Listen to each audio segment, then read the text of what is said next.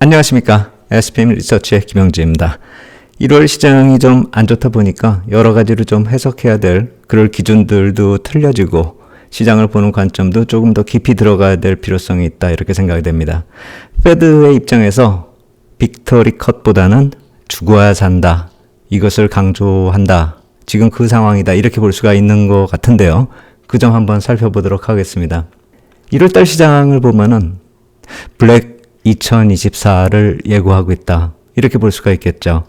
어디서부터 나온 그런 격언인지는 모르겠지만 연초 5일간의 거래가 좀 안 좋으면은 상황이 안 좋으면은 그 해가 안 좋다 이런 식으로 해석되기 시작하는데 그 점도 한번 살펴보도록 하겠습니다.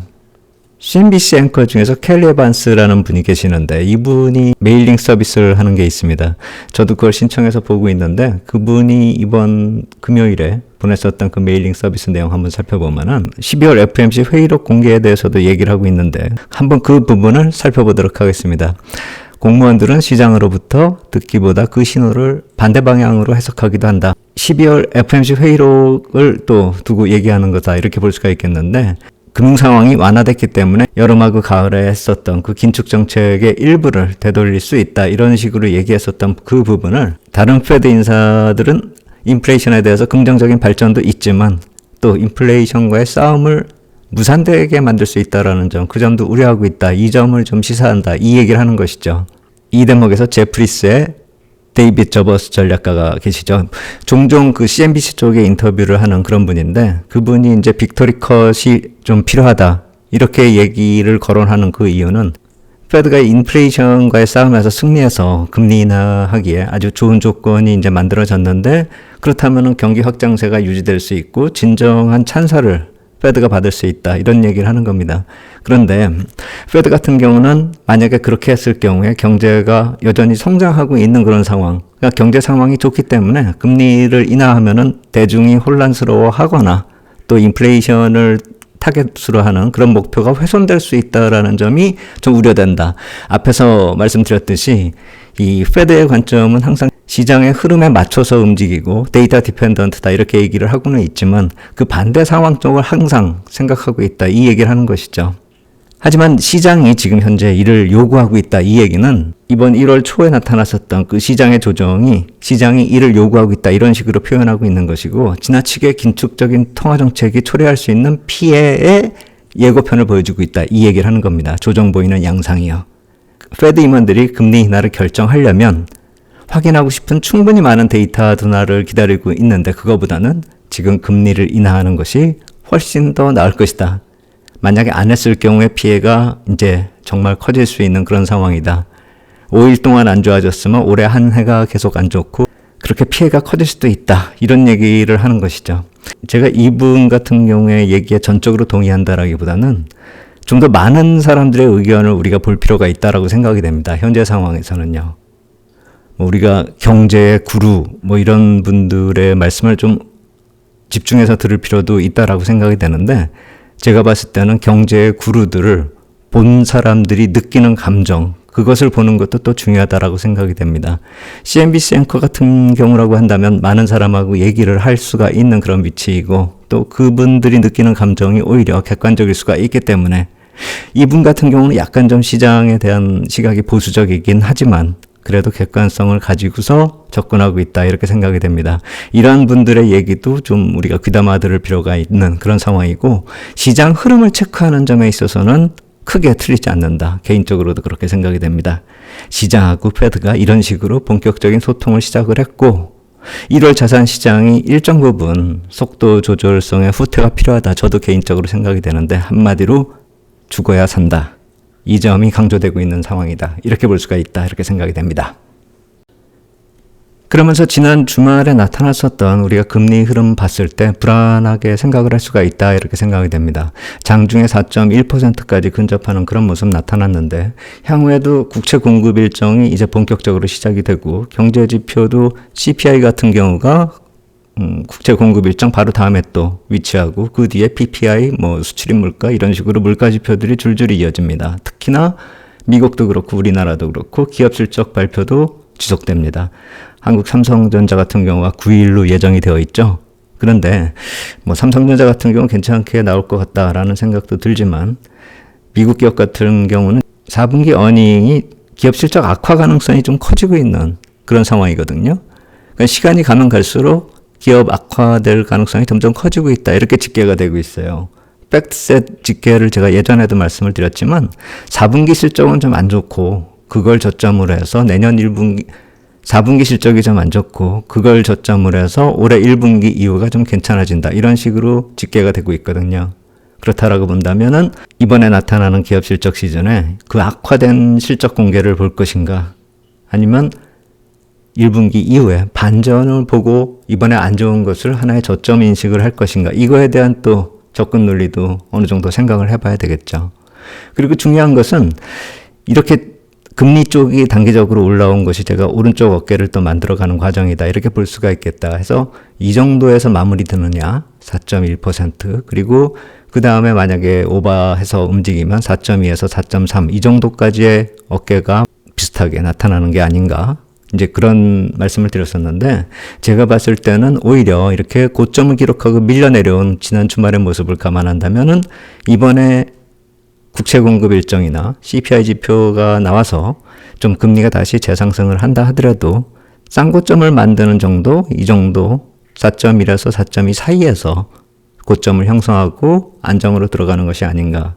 좀 타이밍상으로는 그렇게 생각이 된다, 이렇게 생각이 됩니다. 왜냐하면은 국채 시장이 전반적으로 안 좋은 그런 상황은 아니기 때문입니다. 이 금리의 되돌림을 보는 시각을 어떻게 봐야 될까? 이것도 우리가 좀 고민을 해야 된다, 이렇게 생각이 되는데 제가 올해의 금리 변화를 한 달짜리부터 30년물짜리 모두 다 한번 표시해 봤습니다. 한 달짜리부터 6개월물짜리들은 금리가 오히려 안정되어 있는 그런 모습이에요. 연초보다 한 달짜리, 두 달짜리, 세 달짜리 이것들은 뭐 거의 변화가 없거나 내려가거나 하는 그런 모습들. 6개월짜리가 약간 올라가다가 다시 원위치 하는 그런 모습. 1년 이상짜리 노트하고 본드가 좀 금리가 좀 많이 올라가고 있다. 이렇게 본다면은 연초에 공급 일정 때문에 수급의 압박을 받았었던 빌이 오히려 금리가 하락이 되고 중장기물 노트 본드가 올라갔다는 점을 감안한다면 그동안에 너무 많이 올라왔기 때문에 그동안에 너무 빨리 시세가 움직였다라는 점에 반작용, 지나친 기대 심리로 인한 포모, 쏠림 현상의 반작용, 이 점도 우리가 좀 생각을 해봐야 되죠. 물론 경제 지표가 또 좋게 나오면서 나타났었던 그런 문제도 있긴 있지만 그 이외에 부가적으로 쏠림 현상이 나타났다. 그 되돌림이 나타나고 있는 현상이다. 이렇게 보는 것도 우리가 놓치면 안 될 시각 중에 하나다. 이렇게 생각이 되고 그렇기 때문에 올해에 시장 변동폭이 많이 커질 수 있다는 점은 이런 포모 현상이 계속 중간중간에 나타날 수 있고 그렇기 때문에 너무 앞서가면서 시장을 예측한다기보다는 초근접전을 해야 되는 그 이유가 여기에 있다. 이렇게 말씀을 드리겠습니다. 그리고 일정상으로 놓고 보면 저런 금리가 좀 빨리 움직여주는 게 오히려 호재로 작용될 수 있다라는 생각도 드는 이유가 그렇게 된다라고 한다면 페드 쪽에서 금리 결정을 좀 더 디스인플레이션으로 고금리가 좀 더 이어질 수 있다라고 한다면은 23일에 나타날 수 있는 BOJ 움직임에서 BOJ가 조금 더 BOJ 스탠스의 룸이 좀 커질 수 있다라는 점을 우리가 좀 생각해 볼 수가 있다. 그래서 이런 식으로 진행이 된다라고 한다면 페드 쪽에서 디스인플레이션을 유지하면서 BOJ도 같이 보조를 맞출 수가 있고 BOJ 스탠스의 폭이, BOJ의 스탠스가 여유가 생긴다라고 한다면 유동성 자체도 크게 변화되지 않기 때문에 30일에 FOMC 회의하고 31일에 자본 조달 계획 자체도 좀 더 여유가 생길 수가 있다라는 점을 우리가 좀 생각을 해봐야 됩니다. 지금에 나타나고 있는 금리의 변화가 BOJ 쪽으로도 여유를 주고 그것이 다시 페드 쪽으로 여유를 줄 수 있고 재무부 역시 한숨 돌릴 수 있다라는 점으로 이어질 수 있다라는 점. 한마디로 죽어야 산다라는 이유는 또 여기서도 발견이 된다. 이렇게 생각이 됩니다. 그래서 페드가 시장과의 소통이 지속될 것이다. 이렇게 생각이 드는데요. 제가 지난 동영상에서 말씀을 드렸듯이 페드가 시장하고의 소통을 지속하고 있는 하나로 볼 수가 있는 것이 세인트루이스 페드에서 내놨었던 자료가 다시 인용이 돼가지고 나타났다. 그것을 주말에 말씀을 드린다. 이렇게 말씀을 드렸잖아요. 이번 2022년부터 2023년까지 나타났었던 긴축 에피소드가 과거 6번의 경우하고 비교해서 과연 어떤 결과로 이어질지를 생각해보자. 이런 식으로 나타났었던 그 리포트를 다시 한번 살펴보자라는 것이죠. 그것을 결론적으로 보면 페더럴 펀드 레이트가 빠른 조정 가능성 거의 없을 것 같다라는 그 결론으로 도달하는데요. 오늘은 그 내용을 약간 조금 깊이 들어가서 말씀을 드리도록 하겠습니다. 제가 예전에 한번 이건 말씀드린 내용이기 때문에 너무 깊이 들어가진 않고 지난번에 정리드렸던 말씀을 좀 더 압축적으로 말씀을 드리도록 하겠습니다. 83년 이후에 FOMC 조치를 비교 검토하면서 이제 경제 영향을 살펴보자 이 논리인데요. 긴축 에피소드가 40년 동안 7번 있었다라는 겁니다. 여기 보시면 83, 88, 99, 94년도 그리고 2000년대에 들어서 2004, 2015, 2022 이런 식으로 지금 7번의 경우를 비교하고 있는 것입니다. 각각의 인상이 됐었던 기준금리를 비교를 한 것이죠.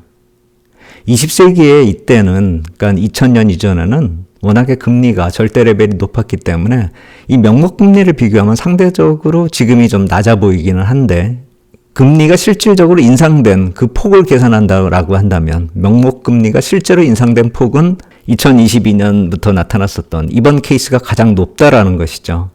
이것은 금리가 높긴 높지만 실질적으로 인상되기 시작해가지고 인상폭을 따지면은 지금이 가장 높다 이 얘기를 하는 겁니다. 그래서 누적 개념으로 따져봤을 때는 2020년 이전에 그리고 21세기 들어서 7번의 금리 인상 정책 중에서 이번이 제일 강하다 이 얘기를 하는 것입니다. 그래서 현재까지 누적으로 살펴보면 525bp가 되는 것이죠. 그 다음으로 높았던 경우는 2004년에서 2006년 이게 425bp 그리고 21세기 들어서 가장 낮았었던 것은 2015에서 18년 이때가 225bp 2000년 이전까지 다 통틀어서 봤을 때는 99년부터 나타났었던 그 인상폭은 175bp였다 이렇게 볼 수가 있는 것이죠. 단기적으로 가장 높게 올린 게 이번이어서 정책 전환도 빨리 나타날 수 있다라고 기대감이 계속 컸었던 것이죠. 그래서 제가 그 말씀을 드리잖아요. 유통금리가 기준금리 상승폭을 빨리 따라가지 않았었던 점, 2022년에 잠시 멈추면서 10년물 금리 자체가 올라가지 않았었던 이유 중에는 그러한 정책 전환에 대한 기대감이 컸었기 때문이다. 이렇게 말씀을 드렸었고 그게 또 국채 투자 열풍으로 이어졌다라는 것이죠. 언젠가 반전이 될 것이다. 빨리 반전이 될 수도 있을 것이다. 이렇게요. 그래서 단기 급락을 한 거나 마찬가지니까요. 국채가요. 그래서 또 싸 보이기도 했었고요. 그래서 빨리 올렸으니까 그 반대 경우도 가능했을 것이고 싸 보이기도 하니까 기대감이 크게 일어나고 그래서 국채 투자 열풍이 나타났었던 것이 마지막으로 금리가 급등했었던 5%까지 급등하기 직전의 모습이었다. 이렇게 볼 수가 있는 것이죠. 그 다음으로는 명목금리에서 한 단계 더 나가서 실질금리로 비교하는 것입니다. 페드 기준금리에서 PCPI를 뺀 것으로 정의해서 뽑았는데요. 절대 수치로 보면은 이 그림과 같습니다. 2000년 이전 때 금리 레벨 절대치가 높았기 때문에 실질금리가 좀 높은 것으로 나타나면서 좀 많이 올린 것처럼 보이기는 하는데 그 역시 마찬가지로 그 당시에 금리 자체가 높았기 때문에 실질금리가 높은 것처럼 보이기는 하는데 실제로 얼마나 금리 인상폭이 컸었는지는 오른쪽 그래프에서 찾아봐야 된다는 것이죠. 절대 수치로 보면은 83년 이때가 가장 큽니다. 8%까지 올린 그런 모습이 되죠. 근데 이거는 그냥 절대 레벨이 높았기 때문에 이렇게 높아 보인다. 이렇게 보이고 실질적으로 얼만큼을 높였는지를 따져봤을 때는 이번 경우가 900bp를 넘는다.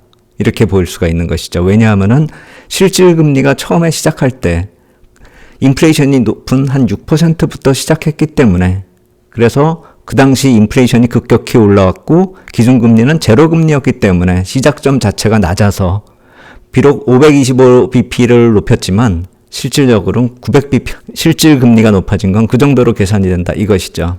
그래서 누적 실질금리의 개념으로 정의하면 고금리 시대 20세기의 경우도 크게 뛰어넘는다. 이쪽 아래쪽에 금리가 워낙에 높았었던 그때보다도 지금의 금리 인상폭이 훨씬 강하다. 금리의 압박이 강했었고 경기 침체 우려감이 나올 만도 하다. 이렇게 볼 수가 있는 것이죠. 상대적으로 높았던 때가 언제인가 따져보면 83년, 84년 이 푸른색 선이요. 그리고 94, 95 이 회색 선. 그리고 검은색 선에 04년부터 06년 여기 좀 상대적으로 금리 인상폭이 높은 이 세 번의 에피소드를 뽑을 수가 있는데 실질금리가 3, 4%를 기록했다라는 것이죠. 그 중에 경기 침체로 들어선 것이 04년, 06년 한 번이었다라는 겁니다. 6번의 긴축 정책 이후에 4번이 리세션으로 빠졌다 이렇게 통계적으로 나타나는데 상대적으로 실질금리가 높았었던 경우는 3번 중에 한 번밖에 리세션으로 이어지지 않았다. 이렇게 볼 수가 있는 것이죠.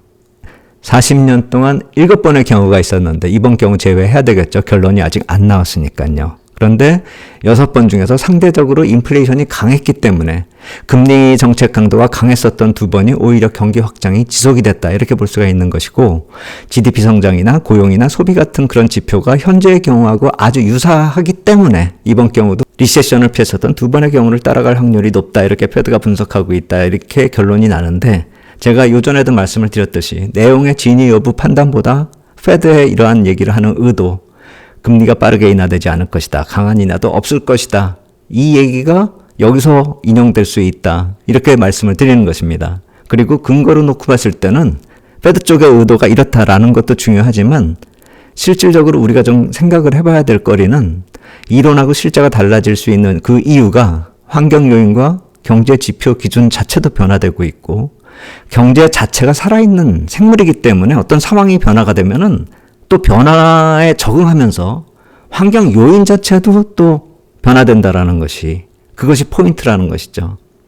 그래서 어떤 정책 이후에 어떤 경제 상황이 나타날 것이다. 이렇게 예상하고 접근하기에는 올해가 위험한 이유는 이번 정책 에피소드에 결론이 나는 그런 타이밍이기 때문에 앞서서 예상하기보다는 초근접전을 해야 되는 이유가 여기에 있다. 이 말씀을 드리는 것입니다. 더 추가적으로 말씀드려야 될 게 몇 가지 더 있습니다. 경제지표 같은 것이 계속 나오고 있으니까요. GS CPI 지표도 다시 안정권으로 재진입하고 있고요. 그리고 또 노동지표도 나왔습니다.